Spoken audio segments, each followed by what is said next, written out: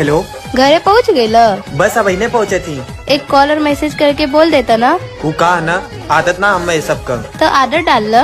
अच्छा baby sorry, अब हम कह दे कॉल। हाँ ये भइल ना बात। वैसे अच्छा लगल हमके।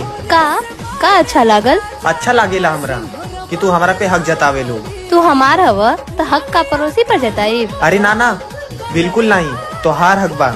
अच्छा ये सब छोड़, कुछ खैला तू? मम्मी घरे ना ही और हमें खाना भी बनावे ना आवेला। वीडियो कॉल करा, हम सिखावत है खाना कैसे बनावल जाला। अरे कौनो बात ना, तू थक गया लोबू ना, आराम करा, हम बाहर से कुछ ले ले। हाँ ठीक बा ठीक बा। कुछ कहला का तू? नहीं हम तो कुछ ना कहनी है। अच्छा हमके लगला आई लव यू बोलला तू।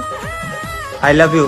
हाँ तो हमके बोला के परेला, तू खुद से ना बोल सकेला। हम तो उसे बहुत प्यार करीला जान। हर एक मुस्कान हमारे सोना